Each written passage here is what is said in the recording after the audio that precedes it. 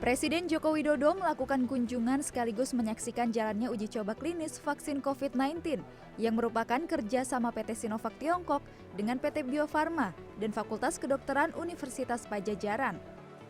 Didampingi oleh Menteri BUMN Erick Thohir dan Gubernur Jawa Barat Ridwan Kamil, Presiden menyampaikan optimistis jika vaksin COVID-19 dapat segera digunakan secara massal. Presiden berharap pada Januari 2021, vaksin COVID-19 bisa selesai diproduksi dan mulai dilakukan vaksinasi kepada seluruh rakyat Indonesia. Presiden pun mengatakan pada Agustus ini memproduksi 100 juta vaksin COVID-19 dan akan ditingkatkan jumlahnya pada Desember 2020 nanti menjadi 250 juta vaksin. Dan kita berharap uji klinis yang ketiga ini nantinya insya Allah akan diselesaikan dalam 6 bulan ini. Dan kita harapkan nanti di bulan, insya Allah di bulan Januari, kita sudah bisa memproduksi dan sekaligus juga kalau produksinya sudah siap, langsung diberikan vaksinasinya kepada seluruh masyarakat di tanah air. Presiden Jokowi juga menyaksikan penyuntikan perdana uji klinis vaksin COVID-19 terhadap 20 perwakilan relawan yang berlangsung di Fakultas Kedokteran Universitas Padjadjaran Bandung. Di antara para relawan ada Gubernur Jawa Barat Ridwan Kamil yang juga telah secara resmi mendaftar menjadi relawan uji klinis fase 3 COVID-19. Salah satu warga yang juga ikut menjadi relawan uji coba vaksin mengaku bersedia menjadi relawan agar vaksin COVID-19 bisa segera ditemukan. Kalau saya sendiri sih buat kesehatan saya sendiri sih, yang paling intinya itu, soalnya kan saya kerja di luar, saya nggak mau gitu kalau misalnya saya terjangkit, nanti keluarga saya, ketiga anak saya juga ikut-ikutan gitu. Pemerintah dalam 3 bulan ini juga tengah mengembangkan vaksin sendiri yang diberi nama vaksin merah putih. Presiden menyebut vaksin merah putih diharapkan dapat selesai pada pertengahan 2021 mendatang. Pembuatan vaksin merah putih ini dilakukan pemerintah bekerja sama dengan lembaga-lembaga dan universitas-universitas dalam negeri. Namun Indonesia juga terus membuka diri bekerja sama dengan negara lain seperti Tiongkok, Uni Emirat Arab, dan Korea Selatan. Tim Liputan CNN Indonesia.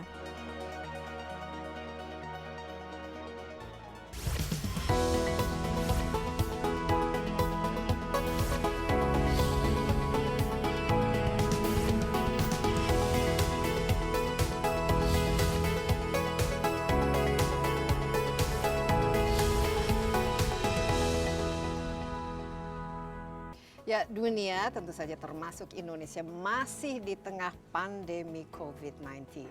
Dan sepertinya yang paling ditunggu sekarang adalah kehadiran vaksin ya anti COVID-19 ini. Dan banyak sekali negara-negara yang berlomba-lomba untuk memproduksi vaksin dan saat ini ada sekitar 4 negara yang sudah hampir mencapai tahap ketiga dari uji klinis terhadap vaksin COVID-19 ini, dan Indonesia merupakan salah satu negara yang dipilih untuk uji klinis tahap ketiga, dan ini dilakukan di Bandung, tentu saja Provinsi Jawa Barat. Insight with Desi Anwar saat ini ada di Bandung, persisnya di rumah dinas Gubernur Jawa Barat Ridwan Kamil atau yang kita kenal sebagai Kang Emil, untuk menanyakan apa-apa saja yang dilakukan untuk menjadi bagian dari penemuan COVID vaksin ini. Dan kita juga ketahui bahwa Jawa Barat ini merupakan salah satu provinsi yang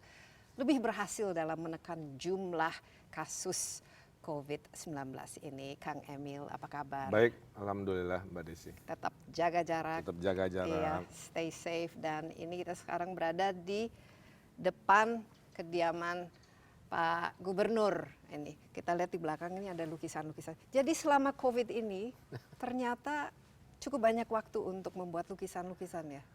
Jadi sebenarnya melukis dari bulan November, cuman produktivitasnya memang meningkat saat work from home kan begitu ya. Biasanya kan kantor saya di Gedung Sate. Iya. Nah, karena semuanya pindah ke rumah, maka di waktu-waktu luang saya salurkan semua apa yang ada di kepala dalam bentuk warna-warni ekspresi lah. ternyata lukisan pas ya. Iya, jadi ini Apa salah aja satu yang contoh isi kepala saya Iya. tampilkan. menggunakan waktu work from home ini dengan bagus, dan ini juga bantu ya, stres kan biasanya sekarang orang Ya, COVID kan itu dalam banyak teori stres. psikologi kalau mau merilis stres itu bisa bikin keramik, bisa melukis, menggambar, macam-macam lah. Ini Iya. yang saya pilih karena memang pendidikan saya arsitek, jadi otak kanannya sudah terlatih, Iya, jadi akhirnya lukisan. Tangannya juga ini ya, talentnya. Ini berapa jumlah yang dihasilkan selama Udah lebih 5 dari bulan ini? 50. Wow, 50. Dan masih pakai rompi. Nah, ini Oh, ada iya. cerita mengenai rompi, ini menjadi baju kebesaran seorang gubernur Jawa Barat saat ini. Tiap difoto, tiap diinterview pasti pakai ini. Iya, itu sudah tekad saya. Jadi rompi ini itu mengindikasikan kita kerja siap di lapangan, ya. Ada warna hijau, ada biru, ada krem, macam-macam, tapi bentuknya rompi. Dan selama COVID-nya masih ada, saya akan pakai terus, ya. Dan nanti dilepas kalau mungkin vaksin sudah diberikan, situasi sudah terkendali 100%, baru kembali ke baju-baju lain-lainnya. Iya, dan kita harapkan ini akan segera ya. Kalau Ibaratnya enggak baju ini bisa perang lah 2 ya. tahun lagi nih pakai baju perang. Tapi dalam ada masker, ada ini ya, ada lengkap, disinfektan dan lain hand sanitizer sebagainya. dan lain. Nah, mengenai vaksin, karena ini nanti ada tahap uji klinis tahap ketiga. Ini penting ya, tahap ketiga ini, karena ini berarti sudah kalau melewati tahap ketiga, ini sudah bisa diberikan kepada Diproduksi umum massal dan diproduksi. Nah, kebetulan ya bekerja sama dengan Bio Farma dan lokasinya itu di Bandung, tentu bagian dari wilayah yang dipimpin oleh Kang Emil. Ini mungkin bisa cerita sedikit mengenai keterlibatan kita dan kenapa kok bisa itu. Ya, izinkan saya menyampaikan dulu mungkin latar belakang sainsnya ya. Bahwa sembuhnya itu kan ada dua. Kalau orang sakit dikasih obat, dan obatnya belum ditemukan. Makanya ada plasma transfer. Atau orang sehat yang bisa imunisasinya naik. Nah, imunnya naik. Nah, kepada yang sehat, imunisasi itu hanya bisa dilakukan oleh yang namanya vaksin. Seperti kita ada vaksin polio, ada vaksin macam-macam yang pernah kita lalui waktu kita masih kecil. Nah, vaksin ini butuh waktunya agak lama, ya. Tapi karena emergensi, karena pandemi ini sudah jutaan orang kena, maka prosesnya banyak di shortcut lah, kira-kira begitu. Nah, vaksin ini terbagi 3 menurut penelitian, mengambil objek dari badannya si virus, atau menyuntikkan virus yang lemah, dilemahkan, atau menyuntikkan virus yang dimatikan. Nah, masing-masing ada konsekuensi. Nah, yang di Indonesia itu dipilih virus yang dimatikan. Virus yang dimatikan. Bukan yang dilemahkan. Gitu. Nah, kalau virus yang dimatikan punya konsekuensi disuntiknya harus 2 kali. Jadi ada risiko lebih kecil tapi produktivitas menjadi 2 kali. Maka nanti tantangannya ada di logistik dan cara penyampaian. Nah, kira-kira itu pilihannya. Yang kedua, negara yang sudah bisa memproduksi di Indonesia itu sebenarnya ada 4. Ada Tiongkok, ada Korea, ada Inggris dan Indonesia sendiri. Tapi 3 yang terakhir, Korea, Inggris, itu belum selesai tahap 2-nya. Yang Indonesia juga belum memulai tahap 1 kalau tidak salah. Yang sudah siap 1 dan 2 tesnya adalah Tiongkok ke masyarakatnya sendiri. Karena mereka lebih dahulu ya. Karena mereka lebih dahulu, maka Wuhan. sense of urgency-nya sudah dilakukan di sana. Nah, tes ketiga ini biasanya menurut prosedur dilakukan di negeri yang akan dibagikan. Jadi contohnya Bio Farma, kalau dia jualan produk vaksin ke seluruh dunia, tes ketiganya memang dilakukan di negeri-negeri yang akan melakukan produksinya. Nah, kenapa di Bandung? Ya karena Bio Farma satu-satunya BUMN yang tugasnya di bisnis kan ya, biotek bisnis, sehingga sudah biasa manufakturnya memproduksi vaksin. Karena lokasinya di Bandung, Jawa Barat, semua urusan COVID tanggung jawab saya sebagai ketua gugus tugas ya. Nah, oleh karena itu akan dilakukan sampai Desember, 1.600-an relawan dilakukan pengetesan ini. Kemudian nanti setelah lancar, apa definisi lancar? Itu kalau imunnya naik di atas 90%, oh berhasil. Makanya dilakukan eksperimen ini jangan-jangan si teori vaksin ini hanya menaikkan imunnya kecil. Kalau kecil tidak layak untuk diproduksi massal, berarti nunggu riset lagi kan. Tapi kita berdoa nih, mudah-mudahan 1.600 orang ini tingkat imunnya tiba-tiba dengan metode ini vaksin naik di atas 90%. Sebenarnya tujuannya itu. Iya. Dan kenapa saya ikut untuk memastikan bahwa Dan ini ya Kang Emil katanya mau menawarkan diri untuk menjadi salah satu relawan dari 1.600 ini. Ini kenapa persisnya? kan suka ada orang yang khawatir berlebihan, terus Nanti menimbulkan gubernurnya malah sakit. rasa tidak percaya, yang bilang, oh rakyat dikorbankan, pemimpinnya nggak ikutan. Nah hal-hal begitu kan sesuatu yang tidak perlu di situasi pandemi. Ini tuh bela negara, semua orang harus terlibat. Maka saya jadi mendaftarkan diri dan sudah mendaftar menjadi relawan untuk membuktikan bahwa pemimpinnya juga ikutan sebagai relawan, rakyatnya juga ayo sama-sama gitu. Nanti Jadi kalau sudah mendaftarkan, sudah. tapi apakah sudah dipilih akan menjadi belum, relawan atau? karena nanti kan Siapa yang menentukan nanti? yang menentukan komite etika, komite etik Universitas Padjadjaran sebagai partner Bio Farma, karena saya harus dicek kesehatan dulu. Jadi usia dari 20 sampai 59 tahun, badannya sehat dan lain sebagainya. Tidak punya komorbiditas. Komorbiditas itu pengaruh. Ya. Kalau disebut resiko pasti ada, cuman dari pengalaman kita kalau divaksin kan biasanya cuma 2, bengkak-bengkak di tempat suntikannya Atau demam biasanya. atau demam, ya, tapi demamnya demam karena ada benda masuk baru, bukan. Kenapa Tiongkok? Karena yang paling siap kebetulan di hari ini, di bulan-bulan ini sudah testing 2 kali, itu adalah produk dari Tiongkok dan bukan impor. Ya. Jadi bukan vaksinnya dari Cina kita beli, tapi resepnya yang dikerjasamakan, produksinya 100% di Bandung. Ya.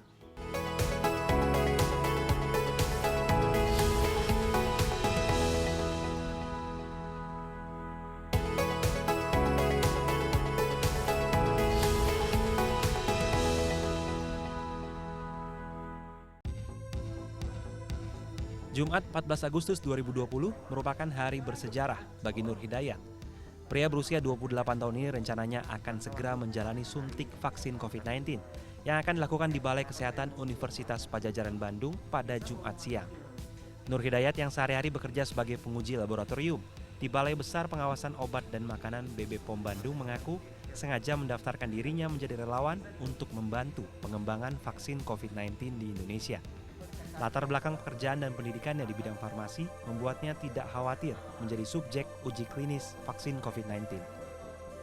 Kalau khawatir sebenarnya sedikit sih gitu. Kebetulan saya kan backgroundnya farmasi ya. Jadi kan uji klinis itu sebenarnya bukan hal baru gitu. Karena semua obat beredar kan pasti uji klinis dulu, baru bisa dikonsumsi untuk orang banyak gitu. Dan ini kan udah uji klinis tahap 3 ya. Jadi udah lewat tahap 1, tahap 2 yang di manusia juga gitu. Jadi relatif lebih aman sih. Jadi nggak ada persiapan apa-apa. Setelah menjalani pemeriksaan selama kurang lebih 2 jam, pria yang biasa disapa Dayat ini selesai menjalani proses suntik vaksin COVID-19. Menurutnya sebelum disuntik vaksin, relawan harus terlebih dahulu menjalani pemeriksaan kesehatan ulang sebelum kemudian disuntik vaksin COVID-19. Tadi pendaftaran dulu, habis pendaftaran ada cek tensi sama berat badan. Habis itu panggil ke atas, habis di atas ada rapid test dulu. Mungkin buat lihat antigen atau antibody. Habis rapid test, cek kesehatan lagi oleh dokter. Biasalah mata, terus nafas, mulut juga kalau nggak salah tadi. Terus setelah itu kita nunggu buat divaksin. Jadi vaksinnya itu setelah hasil rapidnya negatif. Gitu. Setelah vaksin ada nunggu observasi 30 menit gitu buat melihat ada efek samping atau enggak yang timbul gitu. Sembari penjelasan terkait 2 minggu ke depan. Kan kita kontrol 2 minggu ke depan kan. Selanjutnya Dayat akan melakukan screening kesehatan secara mandiri dengan menggunakan kartu kesehatan yang diberikan tim uji klinis yang di dalamnya meliputi suhu tubuh harian dan keluhan nyeri maupun gangguan kulit. Jika selama 14 hari terdapat efek samping yang mengganggu kesehatan, Dayat akan diminta menghubungi nomor kontak dokter yang tertera di tabel kesehatan. Setelah 14 hari, Dayat bersama relawan lainnya akan kembali menjalani suntik vaksin kedua dan kemudian kondisinya akan dipantau selama 6 bulan ke depan. Hingga Jumat 14 Agustus sudah ada lebih dari 2.000 relawan yang mendaftar dari total 1.620 relawan yang dibutuhkan untuk uji vaksin COVID-19. Franky Wijaya, Cafe Jati, Bandung. Nah, sebelum ke ini teknisnya ya, bagaimana uji klinis ini akan dilaksanakan, mungkin bisa cerita sedikit dari segi ini kan ada Bio Farma sebagai nanti yang diharapkan kalau sukses memproduksi vaksinnya, Unpad yang melakukan uji klinisnya. Nah, ini ada perusahaan dari China itu Sinovac ya, Sinovac, ya. dan di sini juga ada gubernurnya. Nah, ini bagaimana nanti strukturnya, pertanggungjawabannya, karena ya pasti banyak masyarakat kok pakai perusahaan dari China misalnya, dan kenapa di Bandung dan lain, supaya ini lebih jelas lagi. Karena biasanya ini kan pasti ada Betul. kontroversi atau Pertama tadi kenapa harus curiga. vaksin, udah saya jawab. Vaksin tipe apa udah dijawab, vaksin tipe yang virusnya dimatikan. Kenapa Sinovac Tiongkok? Karena tadi mereka yang sudah siap.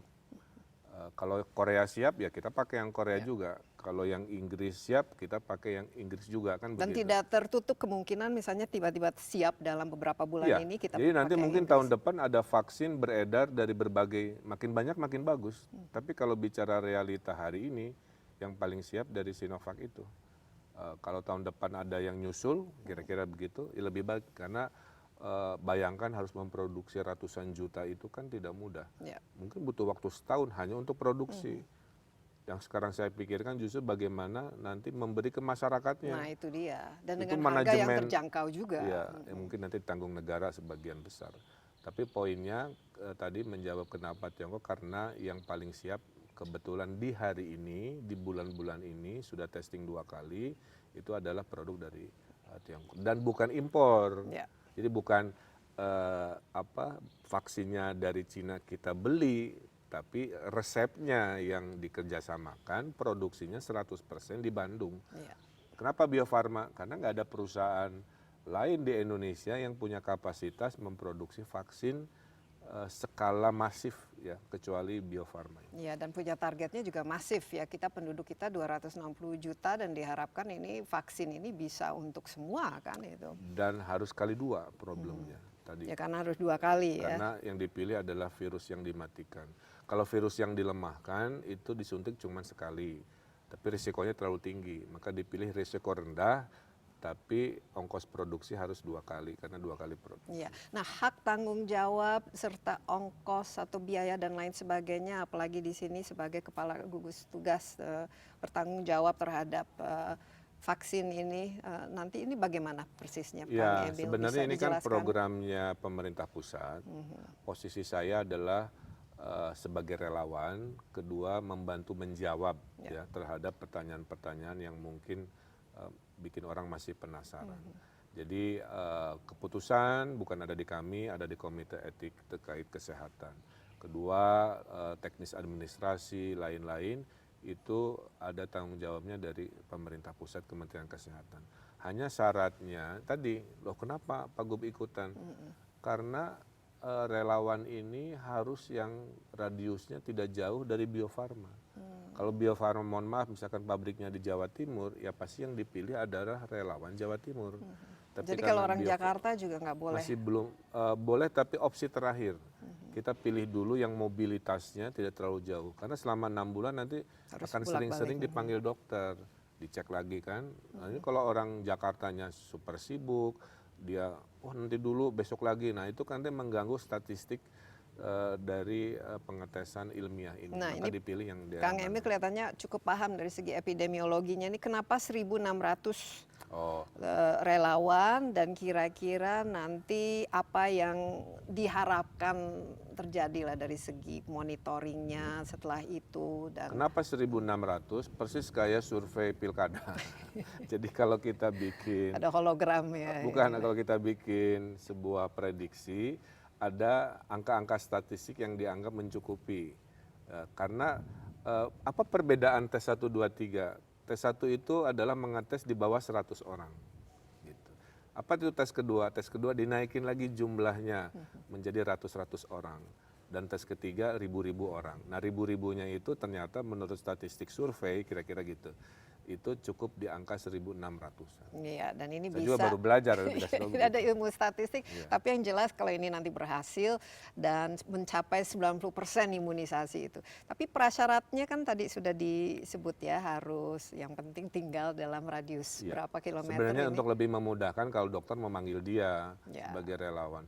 Nanti pasti juga sama. Pak Gu mohon datang buat dicek hari ini. Ya. Nah ini sudah banyak, ini selain Kang Emil yang antusias sudah banyak yang mendaftar atau Per hari ini sekitar 900-an, ya. Target kita 1.600.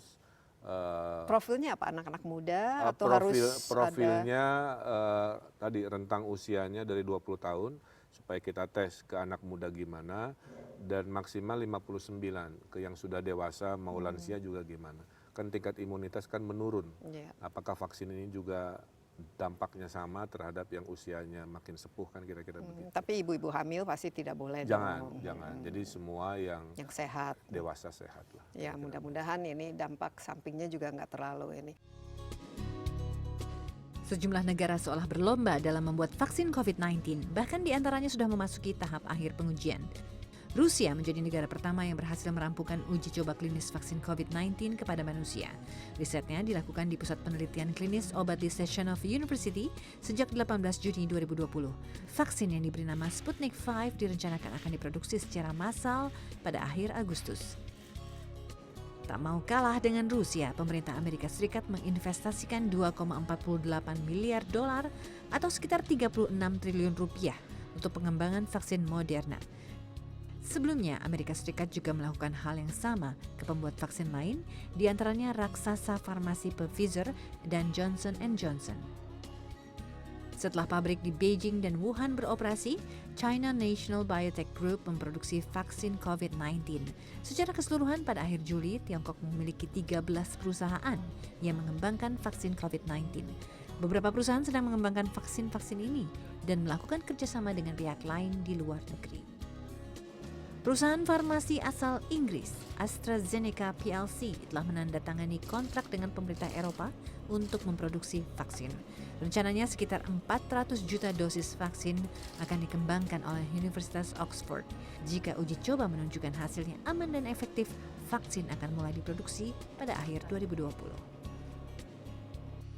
Indonesia pun mengembangkan penelitian vaksin COVID-19. Vaksin merah putih yang menggunakan strain COVID-19 Indonesia ini sedang dikembangkan oleh Lembaga Biologi Molekuler Eijkman.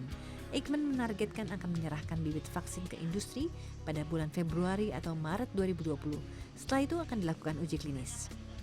Hingga kini Organisasi Kesehatan Dunia WHO mencatat ada sekitar 21 vaksin potensial yang tengah diuji coba di seluruh dunia. Namun membutuhkan tinjauan yang ketat sebelum vaksin direkomendasikan penggunaannya. Tanpa data uji coba lengkap berskala besar, vaksin tersebut belum bisa diklaim sebagai senjata yang ampuh menangkal penyebaran virus corona.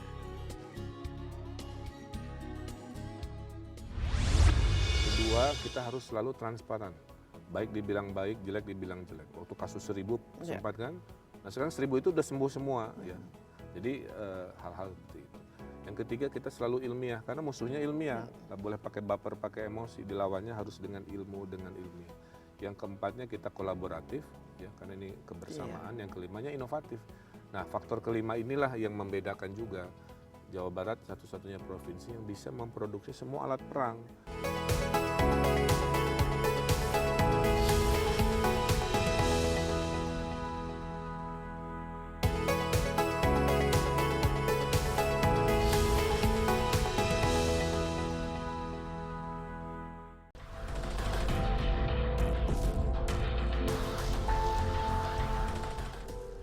Vaksin CoronaVac merupakan salah satu dari 4 vaksin di seluruh dunia yang sedang memasuki uji klinis fase ketiga. Tim peneliti Fakultas Kedokteran Unpad sebagai penyelenggara uji klinis menyatakan ada 5 tahap yang harus ditempuh partisipan selama uji klinis. Setiap tahap disebut dengan istilah visit atau V. Pada kunjungan pertama atau V0, partisipan akan melakukan tes kesehatan secara umum dan melakukan swab PCR. Selain itu, para partisipan diberikan edukasi mengenai apa yang boleh dan tidak boleh dilakukan selama uji klinis. Pada tahap V1, partisipan kembali melakukan tes kesehatan, pengambilan sampel darah, serta rapid test sebelum mulai diberikan vaksinasi. Tidak semua partisipan akan mendapatkan vaksin, karena sebagian akan mendapatkan placebo. Nanti akan diterangkan di depan kepada calon subjek, Bapak Ibu, saudara-saudara mungkin ada yang mendapatkan vaksin COVID dan mungkin juga ada yang mendapatkan placebo, dan itu nanti akan diberikan 2 kali masing-masing dengan jarak interval 14 hari. Selanjutnya dipantau sampai 6 bulan ke depan, ya. Itu untuk melihat keamanan, kemudian melihat kekebalan, dan kemudian melihat efikasi. Efikasi itu adalah untuk mengetahui sejauh mana keefektifan vaksin COVID ini untuk mencegah sakit COVID-19 pada mereka yang telah divaksin COVID-19 ini. Tahap V2 merupakan vaksinasi kedua yang dilaksanakan 14 hari setelah vaksinasi pertama. Pada tahap V3, pengambilan sampel darah kedua dilakukan. Sementara tahap akhir atau V4 dilaksanakan 6 bulan setelah visit kedua. Pengambilan darah terakhir akan dilakukan. Meski berjarak cukup panjang, partisipan harus disiplin melaporkan kondisi kesehatannya kepada tim peneliti. Selama proses uji klinis fase 3, setiap partisipan diminta untuk tetap berkegiatan seperti biasa, namun harus memperhatikan protokol kesehatan serta gaya hidup sehat agar kondisi kesehatannya tetap baik. Angga Putra, Muhammad Iqbal, Jakarta. Ada kira-kira nanti yang diberikan kepada relawan ini supaya memotivasi untuk bagian dari bela negara tadi disebut. Ya, kalau saya melihat ini bela negara. Situasi lagi perang. Kalau lagi perang, kalau dulu yang di depan tentara, sekarang yang di depan dokter tenaga kesehatan. Kalau lagi bela negara, yang punya uang, nyumbanglah dengan uangnya kan. Makanya banyak sumbangan nih ke kita. APD, ventilator. Yang punya ilmu, berjuang bela negara dengan ilmunya. Nah, yang sehat, luangkan waktunya menjadi relawan. Jadi jangan tanya apa yang negara bisa berikan buat kamu, tapi apa yang kamu do? Tapi minimal dapat sertifikat lah. Ada sertifikat, ada sedikit uang pengganti waktu luang yang terambil kan. Karena mungkin ada 6 bulan kan ke depan. Selama 6 bulan mungkin setiap sebulan 2 kali ya mungkin untuk dites progres per 14 hari seperti apa. Iya, jadi memastikan yang bahwa penting kesehatan. Warga doakan ya, jangan terlalu banyak cerita konspirasi apa. Ini satu-satunya alat perang yang sudah tersedia dan akan membuat hidup kita insya Allah kembali lagi kan. Mari kita dukung dengan doa gitu kan, berharap ini berhasil. Kalau berhasil 6 bulan dari sekarang berarti bulan Januari ya. Nah, bulan Januari itu baru diproduksi, bukan baru diberikan. Nanti manajemennya adalah sambil memproduksi sambil memberi. Maka pada saat diberi dikasih yang rawan-rawan dulu, nggak ke semua orang dulu ya. Diurut dulu dari vaksin ke orang sehat, tapi dokter, vaksin ke orang sehat yang banyak interaksi. Lama-lama akhirnya ke semua orang dan suatu hari secepatnya, amin, kita bisa memberikan ke seluruh. Iya, dan diproduksi oleh Bio Farma, jadi semua ini tidak ada impor-impornya. Ini udah made nanti katanya ada tato, ada nah itu digital ID disuntikan. Kan produksinya juga di Bio Farma. Kalau barangnya, maaf ya, kita beli dari luar, kan kita nggak tahu prosedurnya. Kalau ini makan saya bisa datang ke cek langsung ya, iya, kira-kira kesahihan begitu. Dan bahwa ini itulah keyakinannya karena diproduksinya 100% di tanah Indonesia. Ya, made in Indonesia, dan bahkan nanti kita bisa mengekspornya ya kalau kita ternyata sukses ya setelah membagi-bagikan vaksin. Jadi kita harapkan nanti mulai bulan Februari sudah diproduksi secara massal. Kita doakan supaya semuanya berjalan dengan baik ya, dan ini merupakan vaksin yang cukup ampuh. Tapi ngomong-ngomong, mungkin bisa dibagi selama ini upaya untuk menekan angka COVID di Indonesia. Saya lihat ini Jawa Barat merupakan sangat sukses. Di Jakarta saja sudah lebih dari 25.000 ya, dengan angka kematian yang cukup tinggi. Jawa Barat angka terakhir 7.000 sekian dengan angka kematian 220-an. Ini kan dibanding dengan provinsi lain bisa dikatakan keberhasilan. Resepnya? Iya, jadi pertama si COVID ini nggak semua orang paham, ya. Bermutasi apalah. Jadi saya juga bingung kok beda-beda ya. Tapi poinnya Jawa Barat punya 5 prinsip. Satu, selalu proaktif, nggak pernah nunggu. Dulu PCR kita beli duluan, rating kita bikin duluan, AKB istilah dari kita duluan, ya pokoknya proaktif. Kedua, kita harus selalu transparan, baik dibilang baik, jelek dibilang jelek. Waktu kasus 1000 sempat kan, nah sekarang 1000 itu udah sembuh semua, ya. Jadi hal-hal seperti itu. Yang ketiga, kita selalu ilmiah, karena musuhnya ilmiah, nggak boleh pakai baper, pakai emosi, dilawannya harus dengan ilmu, dengan ilmiah. Yang keempatnya kita kolaboratif, ya, karena ini kebersamaan. Yang kelimanya inovatif. Nah, faktor kelima inilah yang membedakan juga Jawa Barat satu-satunya provinsi yang bisa memproduksi semua alat perang. APD sudah berlimpah, masker bedah sudah berlebihan, ventilator sudah dibagikan, PCR bisa kita produksi sendiri, rapid test juga. Yang terakhir adalah vaksin. Jadi optimisme ini ada. Dan yang kenapa kita bisa lebih mengendalikan dalam teori saya, karena kita pernah melakukan namanya PSBB skala provinsi. Disitulah arti kita yang tadinya 3, 4 drastis turun ke angka Padahal 1 di sini Prof, dan di 50 bawah 1. juta ini, Padahal ancaman COVID ini penduduknya. terhadap populasi. Jadi kalau 50 juta harusnya kami ini yang terbesar ancamannya kan. Tapi karena PSBB provinsi yang masif itu, kami bisa menurunkan angka reproduksi. Nah, setelah 3 minggu, Mbak, kita tahu mem-PSBB-kan seluruh 50 juta, ketahuan. Oh, yang desa nggak ada masalah, yang kota masih ribet. Maka tidak boleh lagi kita memperlakukan treatmentnya sama. Yang kota tetap diperketat, makanya sampai sekarang masih ada PSBB Bodebek kan, tapi yang di gunung, di desa, di kampung, Itu sudah zona hijau semua. sudah bisa. zona hijau, maka sekolah sudah persiapan buka. Jadi kesimpulannya itu, pada saat PSBB provinsi lah titik balik Jawa Barat dari yang tidak terkendali menjadi turun drastis. Setelah Jadi itu sekarang, kita maintain. jadi petanya sekarang sudah berapa persen yang kita? 88% itu relatif terkendali, 12% di level Bodebek itu masih harus kami push pengendaliannya, dan kita menyadari bahwa COVID ini menyerang ekonomi juga kan, karena menjauhi interaksi. Pada saat interaksi Tidak ada kegiatan dilarang, ekonomi. maka nggak ada ekonomi. Maka problem pemimpin hari ini, epidemiologi, ekonomi, selalu bolak-balik. Tapi Jawa Barat alhamdulillah dari kajian CSIS, itu ekonomi sudah mulai pulih lagi, ya. Kesehatan juga membaik. Kajian ilmiah dari Goldman Sachs yang menyatakan bahwa nge-lockdown dengan pakai masker itu sama, menurunkan setengah penularan. Tapi lockdown ada korban ekonomi dan sosial. Kalau masker enggak, ya sudah kita Kuncinya pilih. disiplin.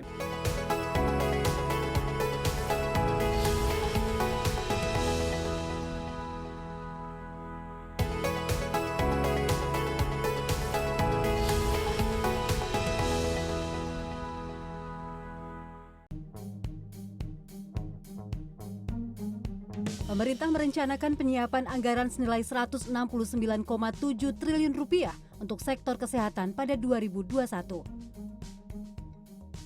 Dalam sidang tahunan MPR dan sidang bersama DPR dan DPD 14 Agustus lalu, Presiden Joko Widodo mengatakan total anggaran tersebut diarahkan ke beberapa hal. Anggaran kesehatan akan difokuskan pada peningkatan dan pemerataan dari sisi ketersediaan barang serta pengadaan vaksin. Selain itu, anggaran akan digunakan untuk meningkatkan nutrisi ibu hamil dan menyusui, anak balita, penanganan penyakit menular, serta keberlanjutan program jaminan kesehatan nasional. Anggaran kesehatan direncanakan sebesar Rp169,7 triliun atau setara 6,2% APBN dan diarahkan terutama untuk peningkatan dan pemerataan dari sisi suplai serta dukungan untuk pengadaan vaksin. Sejalan dengan itu, Kementerian Keuangan menganggarkan pengadaan vaksin COVID-19 sebesar Rp23,3 triliun yang dilakukan bertahap pada 2020 dan 2021. Anggaran ini bisa dimanfaatkan oleh BUMN ataupun swasta serta lembaga Eijkman untuk riset dan pengembangan vaksin. Direncanakan vaksin akan datang dari beberapa lembaga seperti Bio Farma dan Kalbe Farma yang bekerja sama dengan perusahaan asal Tiongkok, Gates Foundation, ataupun dengan WHO. Selain itu ada juga vaksin merah putih yang dikembangkan oleh lembaga Eijkman. Dan kita akan terus mendukung agar mereka bisa menghasilkan vaksin Indonesia. Tapi jangan lupa bahwa kebutuhan vaksin ini nanti jumlahnya luar biasa banyak. Kalau kita bicara tentang masyarakat Indonesia, dan saya tidak tahu teknisnya dari sisi kesehatan, katanya mereka membutuhkan 2 kali untuk disuntikan. Jadi kita bayangkan berapa ratus juta saja vaksin yang akan diperlukan, dan proses pengadaannya nanti akan membutuhkan suatu proses yang cukup rumit. Sementara itu, lembaga Eijkman saat ini masih mengembangkan vaksin anti-COVID-19 dalam skala laboratorium. Hingga 12 Agustus, pengembangan antigen masih sekitar 40%. Kalau sudah bisa diekspresikan, maka kemudian akan diuji, dikarakterisasi, kemudian nanti dalam 2-3 bulan ke depan kami akan melakukan uji hewan. Nah, kalau sudah selesai uji pada hewan, semuanya baik, nah akan kami serahkan ke industri. Berbeda dengan Bio Farma yang menggunakan virus secara utuh, lembaga Eijkman menggunakan protein dari virus COVID-19, sehingga vaksin yang diciptakan akan lebih spesifik dan mengurangi kemungkinan efek lain. Selain itu, lembaga Eijkman juga menggunakan virus yang ada di Indonesia. Tim Liputan CNN Indonesia. Dan tingkat kepatuhan dari masyarakat itu kan paling penting ya sebenarnya, kedisiplinan. Ini bagaimana? Apalagi kan masing-masing daerah punya karakter. Ada kajian ilmiah dari Goldman Sachs yang menyatakan bahwa nge-lockdown dengan pakai masker itu sama, menurunkan setengah penularan. Tapi lockdown ada korban ekonomi dan sosial. Kalau masker enggak, ya sudah kita kuncinya pilih. Disiplin. Kita pilih yang menurunkan penularan, tapi enggak ada dampak ekonomi sosial. Kecuali ada denda kan? Nah, sebenarnya pakai masker. Nah, tapi karena tingkat kedisiplinannya hasil survei hanya 50% yang mau pakai secara rela, maka kita lakukan 3 tahap, Mbak. Edukasi 2 bulan, teguran 2 bulan. Setelah teguran masih 50%, maka lahirlah sanksi yang diperkuat oleh surat instruksi presiden kepada mereka yang melanggar protokol kesehatan. Nah, sanksinya juga terbagi 2, ada sanksi sosial dulu, dimarahin, disuruh push up, apalah ya, atau masih ngeyel juga, maka masuklah denda. Kalau Jawa Barat dari 100.000 sampai 500.000 denda ke individu maupun ke kegiatan atau ke acara-acara besar yang melanggar. Dan penting lagi adalah ini kerjasama, kolaborasi bukan saja dengan gugus tugas percepatan dengan COVID itu sendiri, tapi dengan bupatinya, dengan wali kotanya. Selama jadi bahasa ini saya sekarang sederhana, tidak ada mau masalah. Kerja normal lagi, semua mau hidup lagi, oke, tapi pakai masker. Karena ada juga kemarin saya sampling, mana masker? Ada apa gitu. Jadi dibawa tapi nggak dipakai. Nah, ini kelompok orang-orang yang tidak paham, kira-kira begitu. Tapi dengan bupatinya, wali kota, ini kan banyak, ada 18 kabupaten, 9 kota, ini bagaimana? Secara umum yang membedakan hanya gayanya saja. Ada yang, Pak, kayaknya 100.000. Tapi satu visi, tapi pada satu visi, bahwa sanksi penting, tapi bawa angkanya kearifan lokal. Pak, Depok nggak bisa 100.000, 50.000 aja. Pak, kami belum sanggup, kalau denda kasihan, kita mah sanksi sosial, nggak masalah. Tapi ruangnya kami kasih multiple choice gitu. Tapi yang penting ini semua satu visi ya, karena apalagi ini sebagai dirijennya, gubernurnya didengarkan, merasa didengarkan nggak? Dan sekarang kita rasio testing kita tingkatkan terus, kita sudah 180 ribuan PCR testing, tertinggi di luar Jakarta ya, dibanding provinsi lain. Kemudian melacak orang yang satu kena berarti 20 kontak tracingnya. Nah, itu aja sekarang yang kita tingkatkan. Fasilitas medis, itu dokter, sudah terkendali. rumah sakit sudah rumah sakit masalah. kita ini Mbak Desi nggak pernah dengar ada berita-berita heboh dari rumah sakit. Kenapa? Karena yang dirawat hanya 28%. 28%, dan itu pun kalau mungkin sudah. Jadi artinya apa? Di Jawa Barat orang-orang yang kena COVID itu adalah orang tanpa gejala. Dan tingkat yang sembuh udah 2 kali lipat dari tingkat yang masih. Jadi testing ini sangat penting ya untuk mengetahui pemetaannya. Jadi kesimpulannya itulah strategi-strategi yang mengapa penduduk 50 juta tapi relatif kasus tidak terlalu besar. Ya, sekarang new normalnya jadi seperti apa yang diharapkan? New normalnya artinya semua boleh berkegiatan. Sekolah juga sudah mulai. Asal jamin 3 hal tadi, pakai masker, jaga jarak, dan cuci tangan. Nah, sekolah juga ada yang begini, dia sudah zona hijau kecamatannya, tapi dianya nggak melakukan persiapan, nggak ada tempat cuci tangan, kelasnya nggak dikurangi, itu nggak boleh saya izinkan juga. Dan ini sidak selalu dilakukan terus-menerus? Karena pernah kita mau buka, gurunya kena positif, maka semua Tutup guru lagi. yang akan buka sekolah harus tes swab dulu prosedurnya kira-kira begitu. Jadi kita sudah melewati kurva ini kan sekarang flattening the curve. Kalau di Jabar bisa dikatakan sudah mulai Jadi flattening gini, the curve atau masih? saya belum bisa klaim flattening the curve, tapi poinnya semua itu naik turun. Tapi kita naik turunnya di zona bawah gitu. Ada kelompok yang naik turun, tapi di zonanya manteng di atas gitu. Nah kita sudah kira-kira gitu. Nah pertama, jangan sembarangan makan. Exotic animal jangan dikonsumsi. Apalagi saya muslim, udah diatur makanan itu ya secukupnya aja yang wajar-wajar kan.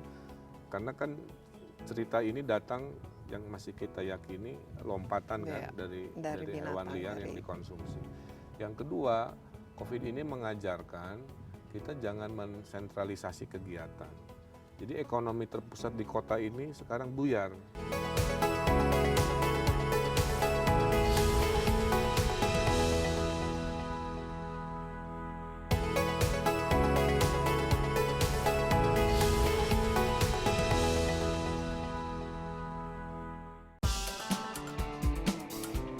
Calon vaksin COVID-19 tengah melalui uji klinis fase ketiga dan akan diproduksi awal tahun 2021. Selain menyediakan vaksin bagi seluruh masyarakat, pemerintah Indonesia juga punya pekerjaan rumah serius dalam menghadapi isu kepercayaan warga saat melakukan vaksinasi nanti. Pengajar di Departemen Psikologi Kepribadian dan Sosial Universitas Airlangga, Rizky Amelia mengatakan, ke depan Indonesia akan menghadapi tantangan secara sosial, yaitu kemungkinan penolakan sebagian masyarakat dalam program vaksinasi COVID-19. Hal ini dapat terjadi karena kultur masyarakat Indonesia yang berakar pada kepercayaan agama dan tradisi. Ia juga menjelaskan adanya sejumlah penganut teori konspirasi anti-vaksin yang gencar sejak 2019 dapat menghambat program vaksinasi COVID-19. Yang harus ditekankan adalah solidaritas, bahwa kalau kita membahayakan orang lain, maka kita harus menerima hukuman. Kalau kita mengikuti norma sosial, mengikuti kontrak sosial, maka kita tidak hanya melindungi diri kita sendiri, tapi juga melindungi orang lain. Jadi memang pesan soal solidaritas itu yang memang harus di awal harus ditekankan gitu, supaya masyarakat juga yakin bahwa vaksinasi ini sesuatu yang bigger than ourselves gitu. Sementara itu, Kepala Riset dan Pengembangan Vaksin PT Bio Farma, Neni Nuraini menjelaskan, sedikitnya ada 3 prinsip dalam memproduksi vaksin di masa pandemi COVID-19. Di antaranya kecepatan, baik secara pengujian laboratorium, produksi oleh perusahaan, regulasi, dan program vaksinasi pada masyarakat. Terutama yang ingin saya pesankan adalah bahwa kita tidak selesai di vaksin. Vaksin sudah ada, tetapi ada satu lagi yang harus dipikirkan, yaitu program vaksinasi itu sendiri. Jadi, untuk program vaksinasi itu sendiri, maka perlu komunikasi sejak awal dari berbagai stakeholder. Meski demikian, Kepala Lembaga Biologi Molekuler Ekpen Amin Subandrio menyebutkan ada sejumlah syarat untuk memproduksi vaksin. Antara lain dapat membentuk antibodi tahan lama dan tidak menimbulkan efek samping yang membahayakan manusia. Idealnya vaksin itu harus memenuhi beberapa persyaratan, antara dari sudut imunitasnya, kalau bisa sekali suntik kemudian bisa seumur hidup, bisa bertahan antibodinya. Kemudian juga imunitas yang dibentuk itu mencakup humoral dan juga seluler, itu kalau bisa. Dan juga ini efektif untuk semua umur. Dalam konteks pembuatan vaksin COVID-19 di Indonesia, syarat ini harus ditambah dengan faktor mutasi virus. Namun Amin juga menambahkan, virus COVID-19 yang ada di Indonesia masih memiliki kemiripan dengan virus dari Wuhan, Tiongkok, dan Asia secara keseluruhan. Tim Liputan CNN Indonesia. Nah, ke depan Kang Emil, kalau sudah ada vaksin, tapi apa pelajaran kira-kira nanti yang akan diteruskan ya, habit-habit atau kebiasaan baru yang perlu diteruskan, karena kita banyak sekali kita pelajari ya dari COVID-19 ini. Mungkin Mbak Desi bertanya hikmah kira-kira. Hikmah pertama, jangan sembarangan makan. Exotic animal jangan dikonsumsi, apalagi saya muslim, udah diatur makanan itu ya secukupnya aja yang wajar-wajar kan.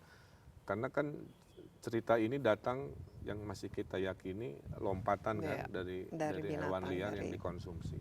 Yang kedua, COVID ini mengajarkan kita jangan mensentralisasi kegiatan. Jadi ekonomi terpusat di kota ini sekarang buyar. Yang betul itu karena ini kepadatan penduduk salah satu kunci dari. Makanya saya ada kampanye tinggallah di desa, infeksi. rezeki kota, bisnis mendunia itu sebenarnya itu the new thinking post COVID. Berarti kita away from crowd ya, density. Cari yang tapi udara tetap segar. hidup produktif. Nah, ini akan jadi tren baru. Orang menjauhi kepadatan. Hikmah ketiga, empati, rasa solidaritas juga naik. Karena ini sangat dirasakan oleh. Sangat dirasakan. Bantuan banyak sekali. Ada anak SD bobol tabungannya. Buat apa, Dek? Buat Pak Gubernur bisa beli masker disumbangin ke polisi. Ada. Wah, solidaritas. Jadi gotong royong. Lahir ya hal-hal positif. Banyak, mungkin ada belasan lah fenomena. Tapi yang paling heboh sekarang adalah tiba-tiba semua orang senang naik sepeda. Iya. Sampai sepeda jadi barang langka. Sepeda barang langka, harganya 3 kali lipat. Iya. Berarti it's a good thing lah dari sisi, kenapa? Karena sepeda ternyata bisa jaga jarak, ya, sehat, kan begitu. Paling tidak ini sadaran untuk hidup lebih sehat itu meningkat ya sekarang. Kang Emil sendiri, perubahan selain melukis, dan apa-apa saja perubahan secara pribadi yang... Kalau hobi tidak berubah, saya suka badminton, berenang, sepeda. Yang berubah lebih mindset bahwa kita ini selama ini masih tergantung sama orang lain. Ya, saya bertekad nih post COVID, saya ingin swasembada. Pangan nggak mau impor lagi. Iya. Apalagi sekarang situasi global juga seperti ini. Betul. Coba kalau beras, ekspor-impor tiba-tiba Thailand, Vietnam berhenti jualan beras. Terus gimana? Nah, saya bertekad kita harus nggak boleh tergantung negara lain. Kedua, kita harus jadi center of excellence dalam healthcare. Jadi ada reorientasi.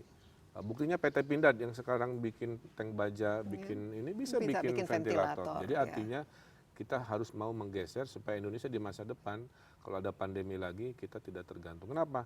Karena pandemi ini pernah terjadi 100 tahun lalu, 4 juta warga Hindia Belanda sebelum Indonesia itu meninggal kan. Dan pasti kedepannya juga masih akan ada lagi. Dan siklusnya kelihatannya 100 tahun. Jadi generasi cicit saya mungkin ya, yang nanti tinggal di 2020 tambah 100, 2120. Itu harus belajar dari pelajaran moyangnya ini kan begitu.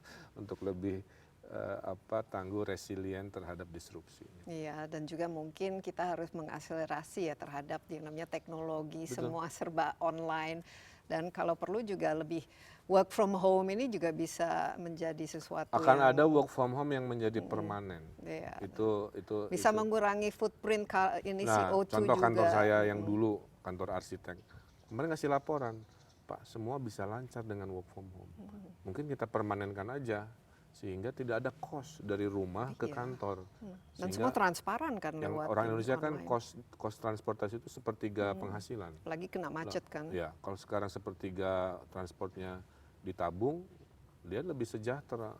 Nah, itu hikmah positifnya. Jadi permanen work from home untuk sektor-sektor tertentu akan menjadi the new normal. Iya, taruhlah nanti vaksin bulan Februari sudah diproduksi, setelah itu kira-kira berapa lama lagi ya sebelum bisa dibagi-bagikan dan kan tadi ada terbagi, jadi sambil diproduksi sambil dibagi, tapi kepada profesi yang rawan dulu. Nah, ini siapa yang menentukan nanti? Ya nanti pemerintah. Ibaratnya kayak gini lah, ini ada perang nih, yang di depan dengan rakyat yang di belakang, kan kita pasang dulu kepada yang di depan melawan musuh kan, kira-kira gitu. Iya, baik Kang Emil, terima kasih sama-sama, banyak dan semoga ini kita cepat berlalu, tapi banyak hikmahnya, banyak sebenarnya pelajaran-pelajaran penting yang harus kita ambil tapi kita teruskan. Ya tadi sudah disebutkan new habit, kebiasaan-kebiasaan baru yang perlu dilakukan.